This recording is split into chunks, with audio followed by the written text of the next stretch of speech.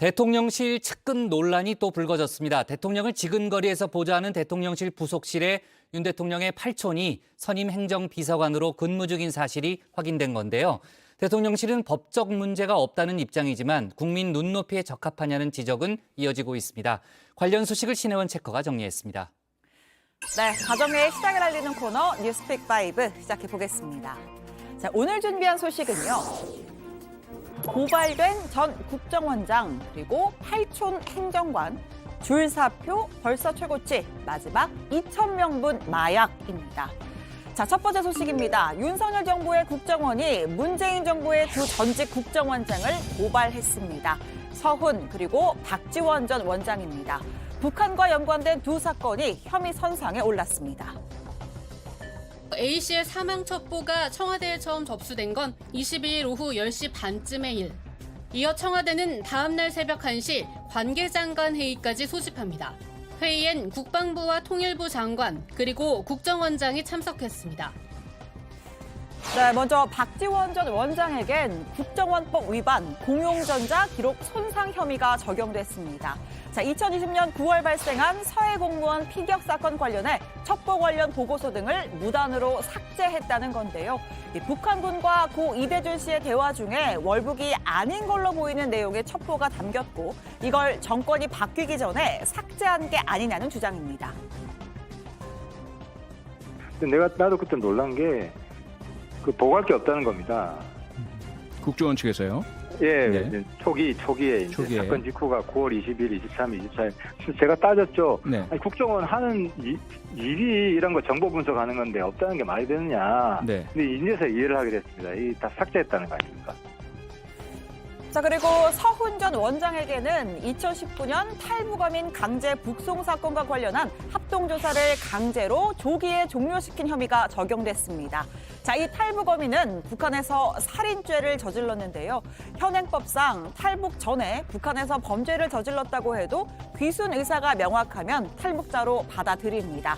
자, 이들은 귀순 의사를 밝혔는데 당시의 정부는 사흘간의 합동 조사 끝에 귀순이 아닌 범죄 후의 도주 목적이라는 판단을 내렸고요. 결국은 강제로 북송됐습니다. 자, 정보당국 일각에서는 북한의 눈치를 보느라 성급하게 돌려보낸 것 아니냐는 주장도 제기됐습니다. 일단 우리나라에 들어왔으면은 우리 헌법에 따라서 우리 대한민국의 국민으로 간주가 되는데 북송시킨 거에 대해서는 많은 국민들이 좀 의아해하고 좀 문제 제기를 많이 했는데 좀 한번 들여다보고 있는 것 같습니다. 이 검찰이 빠르게 움직였습니다. 국정원의 고발 하루 만에 수사 담당 부서까지 정해졌습니다. 대통령실은 고발 사실을 사전에 인지하진 못했다고 밝혔는데요. 다만 반인권적, 반인륜적 국가범죄가 있었다면 다시 말해 피격 공무원의 잦은 월북 프레임을 씌우고 또 귀순어민의 인권을 침해했다면 중대한 국가범죄란 점을 주목하고 있다고 밝혔습니다. 문재인 대통령은 현 정부를 근거 없이 적폐 수사의 대상, 불법으로 온 것에 대해 강력한 분노를 표하며 사과를 요구한다. 혹시 뭐 불쾌할 일이 뭐 있겠습니까? 그 시스템상 그렇게 된다는 얘기를 한 건데 문제될 게 없다면 불쾌할 일이 없지 않겠습니까? 네, 윤 대통령 대선 후보 시절 적폐 청산 발언으로 문 전 대통령과 충돌하기도 했습니다. 전직 국정원장에 대한 고발 역시 전 정부 적폐 청산의 일환으로 보이는데요. 다만 당사자인 박지원 전 국정원장은 소설 쓰지 말라면서 의혹을 전면 부인했습니다. 국정원이 받은 첩보를 삭제한다고 원첩보까지 삭제가 되느냐라고 반발하면서 안보 장사라고 쏘아붙였습니다. 바보 국정원장 박지원도 아니고 제가 삭제를 했다 하더라도 국정원은 메인 서버에 남아요. 삭제 기록이요? 삭제 흔적? 모든 보고서가 메인 서버에 들어가는 거예요. 그리고 내가 지시했다 하면은 지시한 말도 들어가고 삭제된 것도 남아요. 자, 미국에 머물고 있는 서훈 전 원장은 별다른 입장을 내지 않았습니다. 대신 민주당이 전면에 나섰는데요. 드디어 국정원이 정치 활동을 시작했다면서 결국 타겟은 문재인 전 대통령이 될 거라고 주장했습니다. 공무원 피격 사건은 이제 결국은 타겟이 문재인 대통령 아니냐. 지금 전 정권 인사들을 겨냥하고 있는 것이죠. 예. 그 끝에는 NSC 그다음에 대통령까지 한번 물고 들어가겠다 이런 의도입니다. 반면에 국민의힘은 법적 절차에 따른 정당한 수사란 입장입니다. 민주당이 하면 적폐청산이고 국민이 하면 정치 보복이냐 내로남불하지 말라는 거죠. 전 정부의 안보 농단 실체를 규명하겠다면서 국가안보문란 TF까지 발족했습니다. 정치적 고발이 아니라 국정법에 어긋났기 때문에 그건 봐줄 수도 없고 수사하고 대응도 철저하게 법적 관점에서 국정원법을 비롯한 이런 관계법을 어겼느냐 안 어겼느냐만 보면 되고. 자, 두 번째 픽입니다. 팔촌 행정관입니다. 네, 윤 대통령의 나토 순방에 대통령실 인사비서관의 배우자가 민간인 신분으로 동행해 논란이 됐습니다. 자, 하루 만에 또 다른 측근 논란이 불거졌는데요. 대통령 내외를 지근거리에서 보좌하는 부속실에 윤 대통령의 팔촌이 근무 중인 것으로 확인됐습니다. 우리 인사 원칙은 적재적소에 유능한 인물을 쓰는 원칙입니다. 네, 대통령실 부속실의 최모 선임 행정관, 최 씨의 아버지와 윤 대통령의 어머니가 육촌간이고 윤 대통령과는 팔촌지간입니다. 최 행정관은 윤 대통령의 대선 캠프 회계 업무를 맡는 등 활발한 활동을 해왔다고 하죠.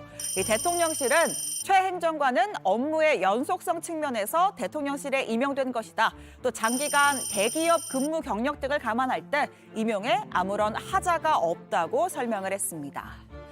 자, 민법에서는 이 8촌인의 혈족과 4촌인의 인척까지를 이 친족으로 부릅니다. 현행 국가공무원법상 그리고 정부조직법 등에는 이 대통령의 친족 채용에 대한 규정은 없고요. 이 대통령실은 국회가 만든 이해충돌 방지법에도 저촉되지를 않는다고 밝혔습니다. 업무 역량에 대한 문제 제기가 아니라면 먼 인척이라는 이유만으로 이 채용에서 배제하면 그 또한 차별이라는 주장입니다. 외가 육촌 채용 문제 있잖아요. 예. 의원님은 어떻게 보세요, 이 문제를? 참. 왜 한숨 붙여주세요? 윤 대통령 자신이 그 청와대 비선실세 사건을 수사하신 분인데. 네, 이 법적인 문제 없을지 몰라도요. 이 공정과 상식을 강조한 윤 대통령의 국정 철학에는 반하는 것 아니냐 지적이 이어집니다. 이 개인적 인연을 중심으로 한 인사기조가 논란을 자초했다는 것이죠. 다만 대통령실은 비선 프레임에 대해서는 강하게 항의했습니다.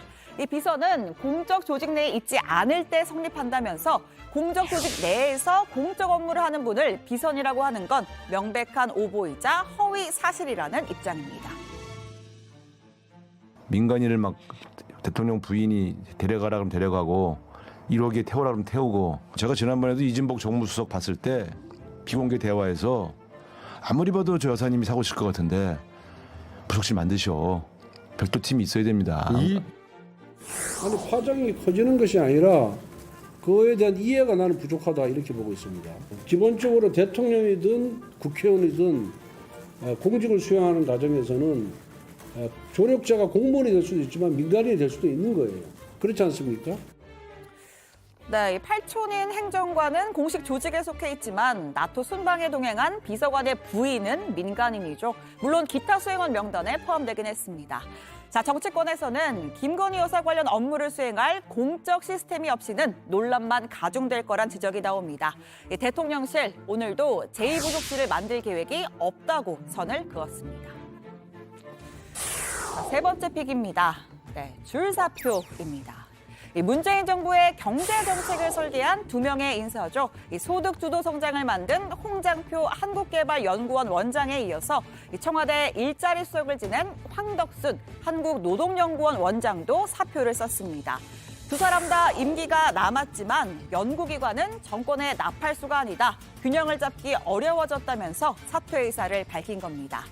앞서 문재인 정부 때 임명된 공공기관장 자리를 놓고 알박기다 혹은 사퇴 압박이다 논란이 불거졌었죠. 실패한 정책의 책임자 사퇴는 사필 규정입니다. 이미 국민들께서 심판한 지난 정권 정책의 주역들이 계속 공공기관을 장악하겠다는 것은 새로운 정부의 실패는 물론 민생을 다시금 파탄에 이르게 할 것입니다. 자, 줄사표 속에서도 자리를 지키니 전현희 국민권익위원장입니다. 권익위는 임기가 보장되는 독립기관이라면서 기관의 독립성을 지키기 위한 역할에 최선을 다하겠다. 그러니까 여권의 사퇴 요구를 또 한 번 일축했습니다. 네, 오늘의 네 번째 픽, 벌써 최고치입니다. 네, 덥습니다. 정말로 덥죠. 에어컨 없는 세상은 상상조차 하기가 힘든데요. 생각보다 일찍 찾아온 폭염에 7월 초 전력 수요가 벌써 지난해의 최고치를 넘어섰습니다. 어제 오후 5시께에는 전력 공급 예비력이 8,879메가와트에 그치면서 전력 예비율이 8%대까지 떨어졌습니다. 통상 예비율이 10% 미만으로 떨어질 경우에 발전소 가동 중단 등 돌발 상황에 대처하기 어려운 위기 상황으로 여겨집니다. 자, 옆 나라의 상황이 조금 더 심각해 보이는데요. 일본은 일주일 새 52명의 열사병 사망자가 나왔습니다. 도쿄 최고 기온은 매일 35도를 넘어서고 있습니다. 자, 중국도 허난성과 허베이성 등 일부 지역에서 44도 안팎의 기온이 나타났고요. 중국 전역으로 쳐도 6월 평균 기온이 61년 만에 최고였습니다. 핵심 원인으로는 역시나 기후 온난화가 꼽힙니다. 전문가들은 점점 더 많은 재해가 발생할 수 있다는 우려 섞인 전망을 내놨습니다. 네, 오늘의 마지막 픽입니다. 2,000명분의 마약입니다.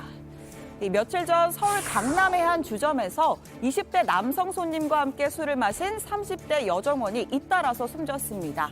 자, 여정원은 남성 손님이 건넨 술을 마신 뒤에 의식을 잃고 쓰러졌고 2시간 반 만에 숨을 거뒀습니다.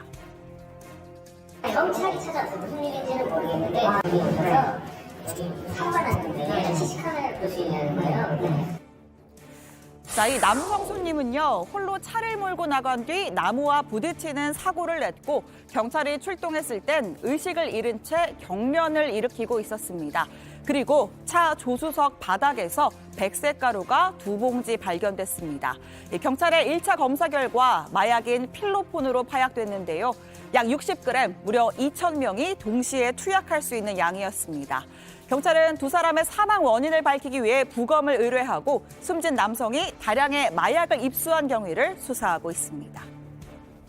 네, 목요일의 뉴스픽 여기까지입니다. 들어가서 원픽 꼽죠. 뉴스픽 5였습니다.